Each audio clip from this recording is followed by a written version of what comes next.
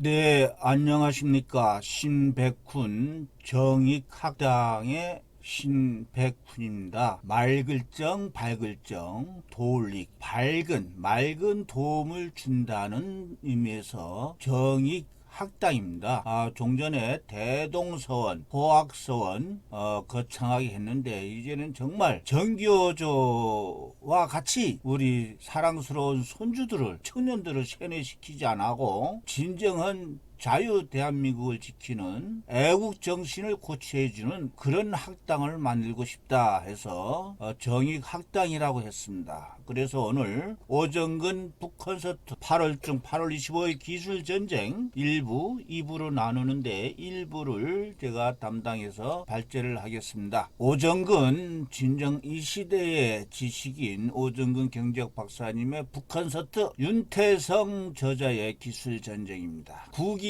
최우선 시대에 한국의 운명을 바꿀 6개의 전장, 6개의 배틀 전장에 대해서 말씀을 드리게 되겠습니다.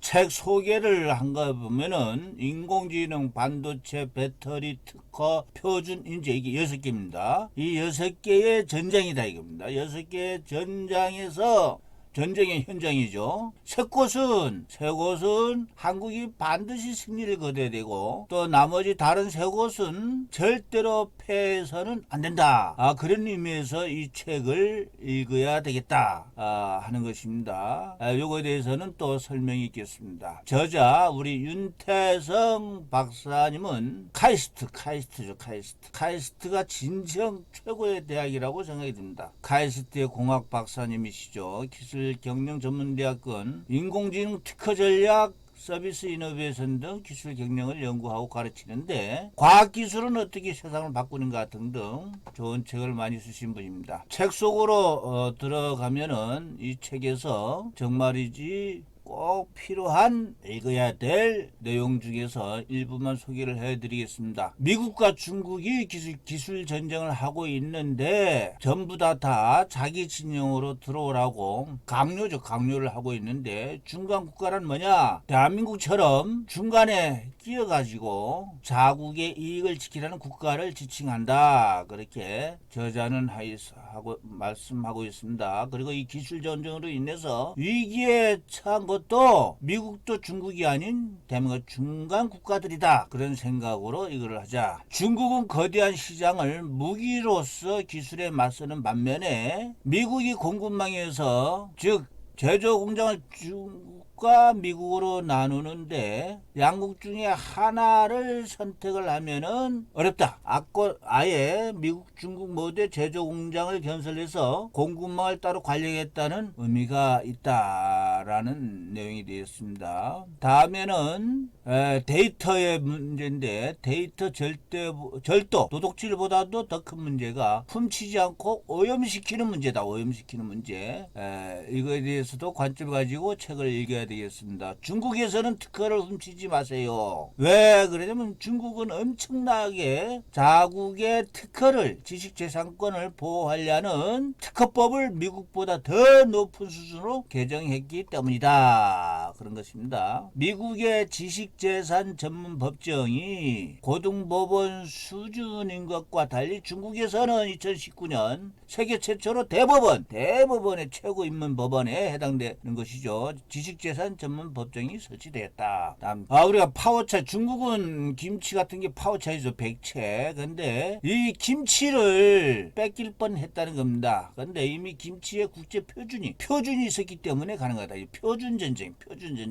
이 책임 표준 전쟁에 대한 것도 잘 나옵니다. 이것의 관점도 가지고 우리가 읽어야 되겠다. 근데 김치란 거 하는 것은 3,000년 전부터 존재했었고 한국 표준으로 제정한 시기는 1991년이죠. 이것 때문에 자칫 잘못했으면은 뺏길 뻔했다. 그런 생각입니다. 또 중국은 연구자 스카우트에 엄청나게 불법 내지는 무대뽀로 하고 있다는 내용도 있습니다. 미국은 최고의 기술 보유국이고 유럽연합은 또 한국 등은 추격 그룹에 있습니다. 아주 기술 부분에서는 미국은 탁월하고 나머지 국가는 우수한 정도인데 문제는 중국이 기술 발전 속도가 엄청나게 깜짝 놀라 엄청나게 발전한다는 겁니다. 중국이 종전 미국의 76% 수준에서 80%에서 3.8년이 된 기술의 격차를 3.3년 등등 돼 있고, 인공지능 기술은 어쩌면 대등하고, 또 안면 인식 기술 같은 거는 오히려 미국을 앞선 최고 수준이라고 평가받는 기술도 있다는 것입니다. 네. 자, 출판사 서평을 보면은 한국은 지금 위험하다. 끊임없이 격화되는 기술 전쟁 속에서 우리는 과연 어떤 전략을 갖고 움직이는가?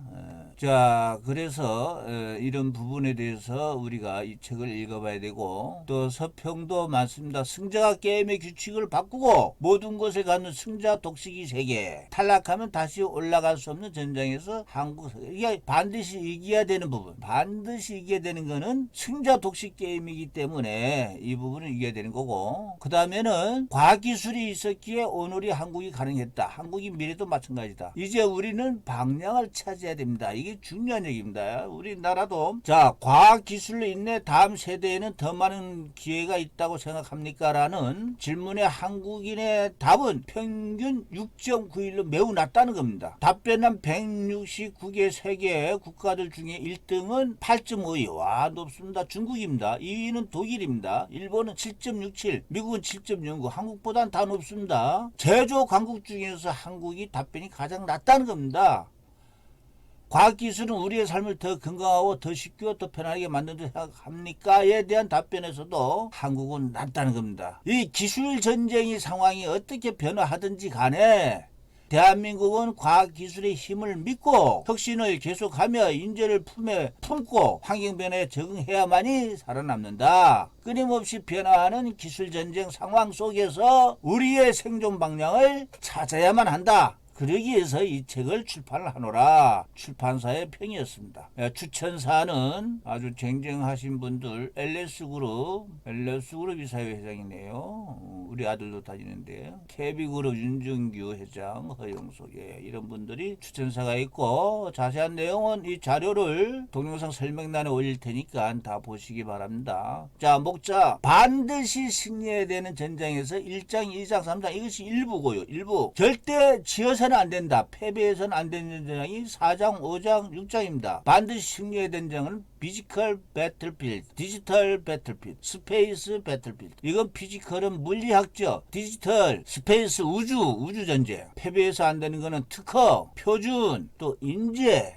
인재. 그리고 결론적으로 그러면 우리 한국이 어떻게 대안으로서 나가면서 이 마지막 결론 부분이 있습니다. 그래서 발제자 신백훈이는 챗 GPT를 빙과 바드와 챗 GPT 중에서 바드를 인용을 해서, 이거는 뭐 다 자기 취향입니다. 이게 아주 전문가가 이렇게 비교 분석을 했는데, 바드를 이용해서 일단은 책을 요약을 하면서 또 제대로 했는지 확인을 하면서 독서를 하게 됩니다. 그러면 한 3번 이상은 아주 정독을 하게 된다는 말씀을 드립니다. 그래서 신백훈 발제자는 슬라이드를 만들면서 바드가 작성한 거는 테두리를 까만색, 흑색이고, 이거 제대로 됐는지 이 책을 도서에서 요약해서 인용한 테두리를 빨간색, 적색이고, 또 이걸 하면서 발제자가 생각하고 감상문은 청색, 파란색으로 했다는 말씀을 드리고, 질문 사례는 이렇게 했다는 거죠. 기술전쟁 도서, 저자 윤태성 도서에서 목차 어느 부분에서 요거에 대해서 슬라이드 한 장 범위 내로 요약해 줄사요 하면은 예 하면서 요약을 해줬다는 겁니다. 그리고 이 바드는 뭐 아시다시피 구글이죠. 구글에서 만든 건데,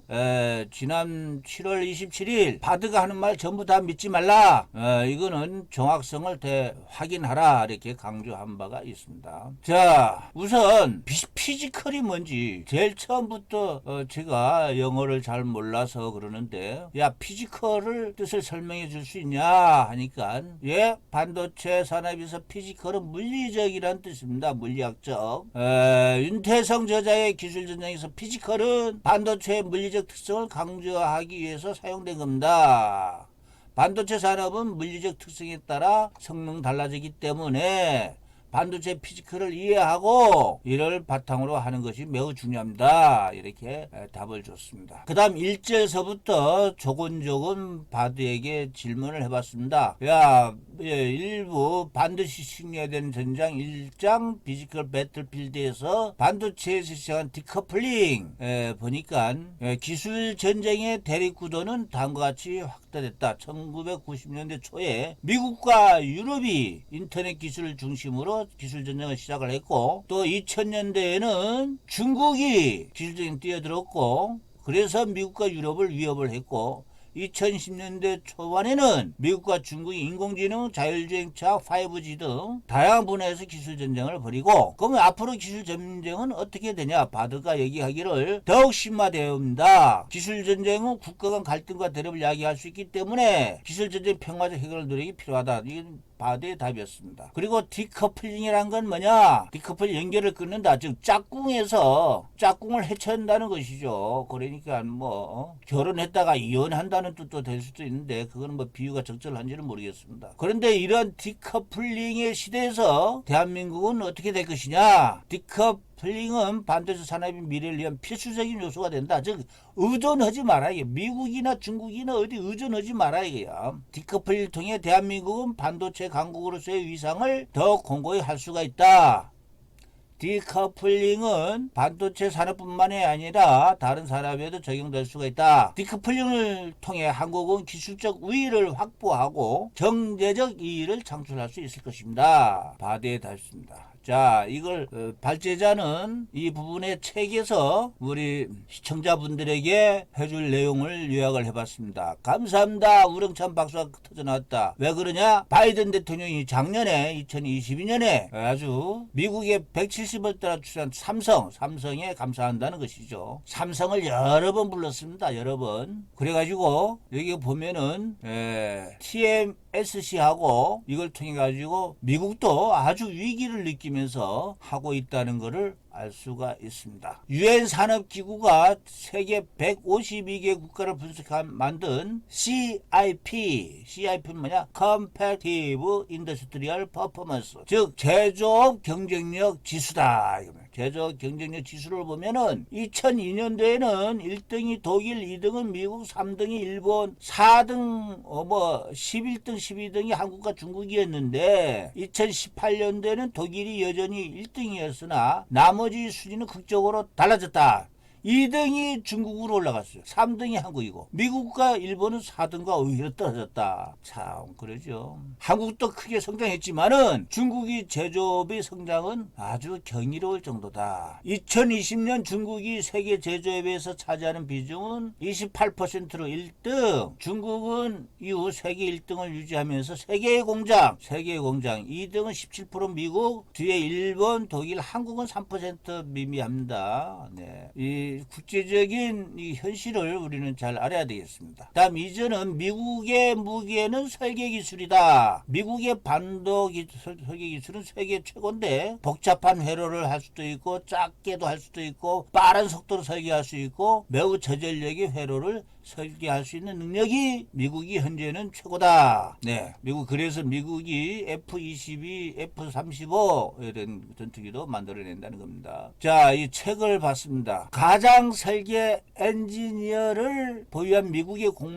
고민이 뭐냐? 아이러니하게도 엔지니어 부족이란 겁니다. 지금 무슨 말이냐면은 2030년도까지 미국의 유학권 학생들이 종전에는 졸업해서 미국의 설계 엔지니어로 취업을 했는데 2016년부터 취업하는 유학생이 점점 줄어들고 있기 때문이다. 다 자국으로 돌아가고 중국으로도 가고 그랬죠. 소프트웨어 천국이라고 할 수 있는 정도로 소프트웨어가 엄청 많다. 책에 보니까 큰 분류만 하더라도 설계용, 제조용, 관리용, 제어용, 업계용 이렇게 신형 엄청 많습니다. 근데 여기에서 또 독일은 뭐냐? 중국의 시장을 노린다 이 말이죠. 중국은 유럽의 시장을 노리면서 독일 총리는 뭐라고 했느냐? 독일과 중국은 상호 파트너십을 해야 된다. 미국 진영으로 안 되는데 양다리 걸치면서 또 이게 국제 정세입니다. 우리가 그 한 말에 세계가 이렇게 했을 적에 마찬가지 이제는 과학기술 쪽에 이런 쪽에 이렇게 다시 구하면 개화기 시장에 마찬가지로 그때 조선은 멍청구리도 있었죠. 우리는 다시는 그런 바보 같은 짓을 해서는 안 되겠다는 생각을 발제자는 해보게 되었습니다. 다음 3전은 중국과 일본의 무기는 소재 기술이 소재 기술.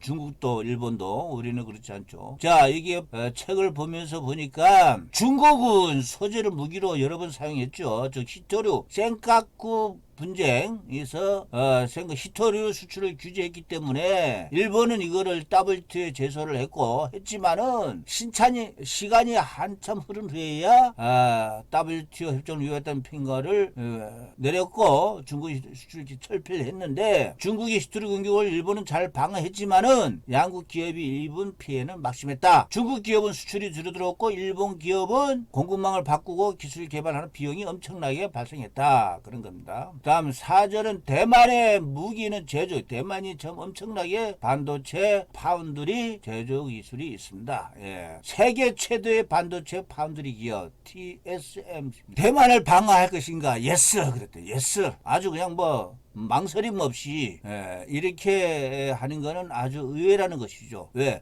중국과 일본은 원차이나로 해가지고 옛날 자유중국의 상임 이사국도 해결하고 어마무시하게 제죠. 대만은 엄청나게 자유중국은 무시를 당했죠. 그런데 바이든 대통령이 이렇게 강력한 발언을 한 이유는 세계 최대 바운드리 기업인 전 세계 500개 기업이 반도체 위탁을 하고 있기 때문에 미국의 입장에서는 대만을 지키지 않을 수가 없다. 그런 겁니다. 5절은 모든 기술에 맞서는 무기는 시장이다. 기술은 시장을 창출한다. 새로운 기술이 있으면 새로운 시장이 만들어진다. 이렇게 바드가 생각이 됐는데 책에는 구체적으로 모든 방패를 뚫는 창, 모든 창을 막아낸 방패 이걸 모순이라고 하는 것이죠. 즉 반도체 기술과 시장은 마치 모순처럼 움직인다는 겁니다. 모든 시장을 뚫는 기술이 있고 모든 기술을 막는 시장이 있다. 모든 기술에 맞서는 무기는 시장이다. 중국은 전 세계 반도체의 60% 소비하는 최대 시장. 미국 시장은 10%밖에 안 된다. 자동차 시장도 지금 중국하고 미국은 어마무시하게 차이가 납니다. 그래서 저자는 책에 이렇게 되어 있습니다. 반도체 공급망은 미국, 중국, 유럽 중심으로 즉 삼각으로 재편될 가능성이 있다. 한국은 미국과 중국 중 하나가 아니라 유럽 연합을 포함해서 3개 진영 중에 하나를 선택해야 할 수도 있다는 의미다. 이 책에서 이렇게 제시를 하고 있습니다. 다음 2장 디지털 배틀필드에서 클린 네트워크 중국의 디지털 기술을 배제하라. 중국이 디지털 기술을 무기화하고 있기 때문에 이거에 대해서 바드는 이렇게 설명을 하고 있는데 발제자는 책을 보니까 소프트뱅크에서 할 수 없이 정부가 하라고 하니까 왜 기업이 속내라고 하는 거는 화웨이, YBG 통신 장비는 아주 저렴하고 하기 때문에 쓰고 싶어도 못 쓴다는 그런 뜻이 있습니다. 기술 전쟁은 미국이 중국 기업 화웨이를 규제하면서 시작이 되었고 화웨이가 5G 기술 압도하자 미국은 위기감을 느끼고 그래서 2020년 트럼프 대통령이 클린 네트워크 구상을 발표를 했는데 클린 깨끗하다 이거죠. 중국은 더럽다는 뜻도 되겠습니다. 그래서 구체적 활동 계획으로 클린 캐리어, 클린 스토어, 클린 랩, 클린 클라우드, 클린 케이블, 클린 패스 등이 있는데 미국은 클린 네트워크에 참가한 40개국에게 40개 나라의 중국 제품을 사용하지 말라고 요구를 하고 있습니다. 그래서 클린 캐리어 스토어, 클린 랩, 클린 클라우드, 케이블 패스 요거에 대한 설명을 자료에 이렇게 해놔뒀습니다. 보시기 바랍니다. 다음 2절은 인터넷 분열로 생기는 우리 세계 너희 세계. 인터넷은 전 세계를 하나로 연결했지만 분열이 일어나고 있다. 이것은 미중 갈등 때문이다. 인터넷 분열은 세계를 양극화로 가속시킬 것이다. 라는 얘기가 되겠습니다. 그래서 발제자가 책을 정독을 하면서 다시 요약을 했는데 인터넷을 주제로 2020 작년에 포럼에서 구체적으로 5가지 주제인데 모든 사람의 영역과 인권보호, 인터넷 분열 방지, 데이터 관리 및 개인정보 보호, 안전과 보안 및 책임 실현, 인공지능을 포함한 기술 도입이 있고 인터넷은 3개의 층으로 구성이 되었답니다. 저층부는 네트워크, 그 위에는 웹, WEB, 웹, 3층부에는 앱, 애플리케이션 이렇게 돼 있는데 중국과 미국은 3계층 모두의 다른 인터넷 생태계를 만들고 있다. 미국식은 기업이 인터넷 주도하고 정부가 그거를 이렇게 간섭 규제하는 반면에 중국식은 인터넷 생태계를 정부가 주도하고 기업은 국가의 명령을 따른다. 명령. 다음 2절. 그래서 브루킹스 연구소에서 분열시키는 요인으로는 세 가지: 인터넷에 대한 잘못된 믿음, 국계 규제의 차이, 데이터 현저화를 제시를 하고 있다. 참고가 될 내용이 되겠습니다. 다음 3절은 사회 관리와 시민 감시의 경계선. 사회 관리와 시민 감시의 경계선, 이게 과연 어느 것이냐 하는 것이죠. 자, 이게 보시면은 스마트 시티는 전 세계적으로 500개가 되는데 중국이요 500개래요. 500개. 베이징, 상하이, 광저우 중심으로. 미국은 40개. 근데 대한민국은 세종시, 부산시 2곳. 시범사업으로만 하고 있다. 이게 참 많이 비교가 됩니다. 스마트 시티의 출발점은 화이브지를 중심에 두는 통신 인프라다. 스마트 시티에서 우려할 만한 점은 시민 감시다. 시민 감시. 이 시민 감시에 대해서 미국은 인권 침해라고 비난하지만은 이 감시 시스템을 좋아하는 국가도 엄청 많다. 화웨이는 감시 시스템을 52개 나라에 수출하고 있는데 이 시스템을 도입한 중국의 이 시스템을 도입한 국가들은 주로 동남아시아와 아프리카에 위치한다. 이걸 보니까 야 발제자 생각으로는 이 못 사는 나라들만 중국이 공략을 하고 있구나. 그런 다 자기네들 독재 국가를 만들려고 그러는 것 같습니다. 4절은 데이터 절도보다 더 무서운 데이터 오염이라고 했습니다. 데이터 오염. 네, 이건 바드가 만들어준 거고요. 바드가 만들어 쭉 한번 읽어보고 다시 발제자가 책을 정독을 해서 자료를 추출한 것을 보면은 중국은 훔치고 미국은 막는데요. 중국은 어떤 수단을 써서라도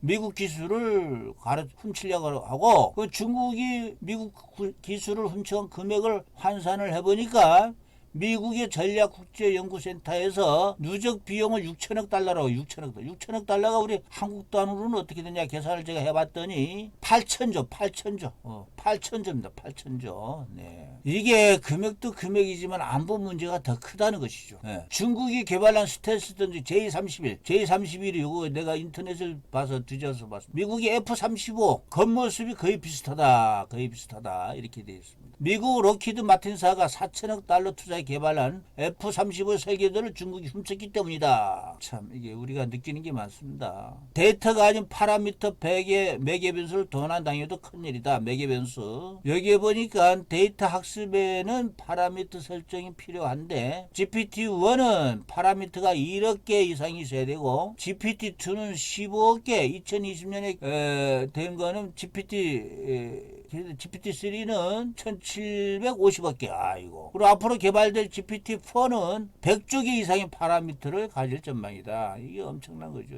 데이터요. 그래서 앞으로는 데이터 절도보다 더 큰 문제가 데이터를 훔치지 않고 오염시키는 일이에요. 학습용 데이터 오염은 여러 가지 하는데 이거는 방어하기 위해서는 여러 방어 수법을 조합한 다중 방어 시스템이 필요하다. 그 다음 예측용 데이터를 오염을 하게 되면은 이게 엉뚱한 결과를 내놓기 때문에 어떤 경우가 생길 수 있냐. 오염된 데이터를 그대로 방치하면 미사일을 쏘았는데 적군으로 쏘았는데 아군을 향해 날아갈 수가 있다. 그런 것이 되고요. 데이터 오염이 엄청나게 무섭다 하는 거를 말씀을 책에서는 하고 있고 데이터의 오염 공격의 중요한 방어 수단은 신뢰를 확보하는 건데 신뢰 확보는 신뢰할 수 있는 곳에서 데이터를 가져와야만이 된다. 데이터 관리가 또 엄청나게 중요하다 그런 것입니다. 다음 5절 국가는 개인정보를 수집하고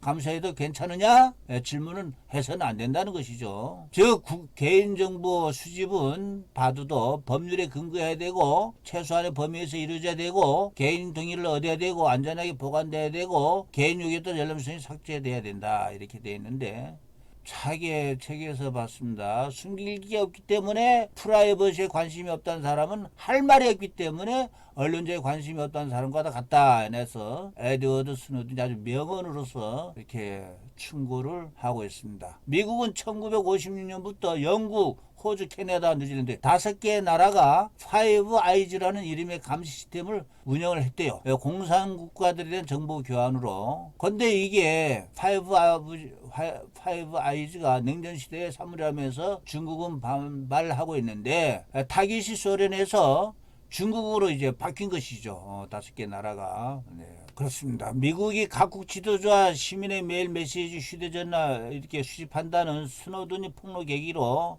했는데 2020년에 유럽 재판소가 이 협의를 무효로 판단을 했다고 했습니다. 복잡해진 상황이 전개가 되고 있습니다. 다음 6절은 디지털 혁명을 꿈꾸는 양자 안보 통신이다. 예, 양자. 우리 양자 역학에 대해서 공부를 한 바 있습니다. 즉 안보 붕괴에 대비하라. 바이든 대통령이 이렇게 했고요. 안보는 어디에서나 사용되므로 양자 안보 통신은 군사용과 민간용이 없다. 처음에 군사용으로 들어 다 그게 민간용으로 이전도 되고 그런데 안보를 한번 뚫리면은 회복이 어렵죠. 근데 이 양자 컴퓨터 기술에 대해서 한국은 너무 투자했다. 미국의 63% 수준이며 기술 격차는 4.5년이다.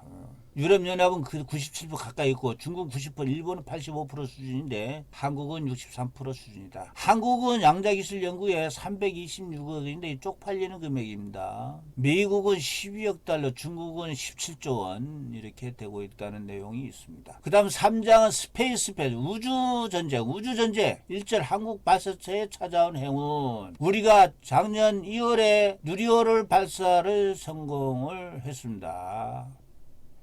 자, 이건데 책에 보니까 모형이 아니라 실제 엔진. 즉 무슨 얘기냐면은 러시아가 한국에 차관 대신에 엔진 모형을 주겠다고 했는데 온 거 보니까 완전히 실제 엔진이 와서 한국은 이걸 가지고 엄청나게 연구를 해서 하게 됐다. 행운이 따랐다. 러시아가 보낸 실제 엔진은 누리호의 개발에도 큰 도움을 줬다. 스페이스 우주전쟁이 시작되면 발사체다. 예. 궤도까지 올려놓는다는 게 중요한 것이고 발사체 기술 갖춘 나라는 11개국 러시아, 들리서 미국 1958년 프랑스, 일본, 중국, 영국, 인도 인도가 이번에는 또 달 뒷면에까지도 착륙해서 아주 기염을 토하고 있고 이스라엘, 이란, 북한이 2012년 우리 한국은 이제 너무 늦었죠. 네. 2절 바야흐 인공위성 전성기 시대다. 이게 바드가 해준 것이고요. 머스크, 알론 머스크, 스페이스 X. 근데 이게 지금 엄청나게 비용이 든다.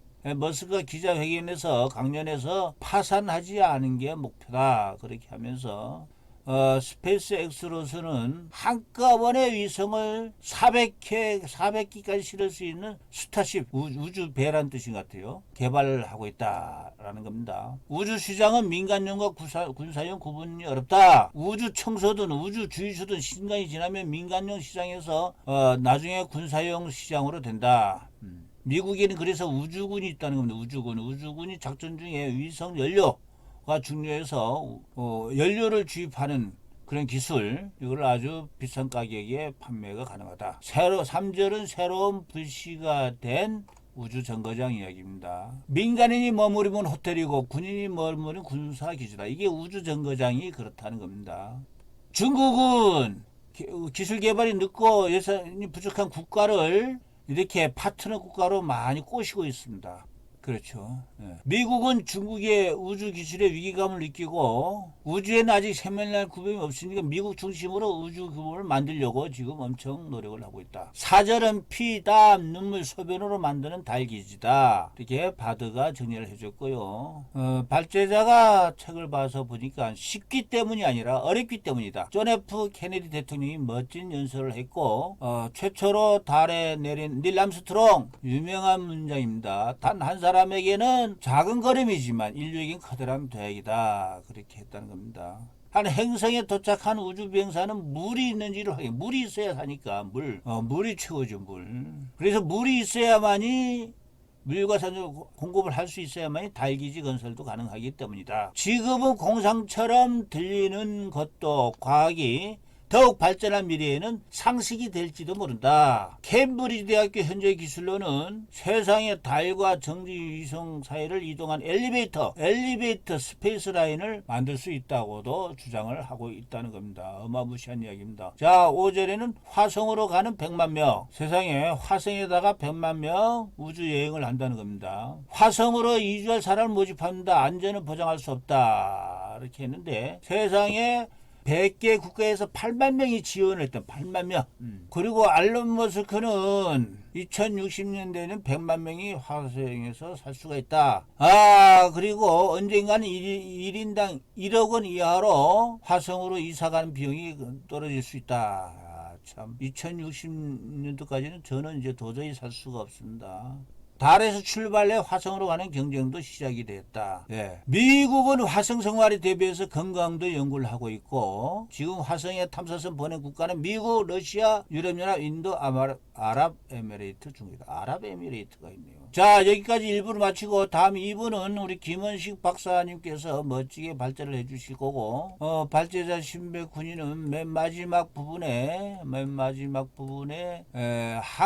나가면서 한국이 지켜야 할 원칙 SIT 3A 과학, 혁신, 인재, 기술이 제3축 적응입니다. 사이언스, 이노베이션, 탤런트, 퍼슨, 어댑테이션 이렇게 되어 있는데 간단히 말씀을 드리면은 S는 사이언스, 한국인은 왜 과학기술이 힘을 믿지 않을까? 저는요 이거는 중요한 얘기입니다. 이 대한민국 텔레비 드라마에서는요 전부 다가 그냥 법조인, 경찰, 의사 뭐 그런 거예요. 공학 박사 얘기하는. 그래서 대한민국이 살아가는 거는 발제자 의견으로는 산업공상에서 상공농사로 변해만이 되고 상공농사로 사람들을 우대해줘야 된다. 박정희 대통령님의 수출 진흥 정책 이거 아니겠습니까? 다음 혁신은 뭐냐? 한국의 기술은 낮아도 너무 낮다. 그래서 서비스업을 제조업의 경쟁력을 배우고 흡수한다면은 고부가치 산업으로 변신할 수 있다. 그럽니다. 미국의 최고 기술은 97개, 한국은 0개다. 다음 인재 부분 최고의 인재를 우리가 품어야 된다.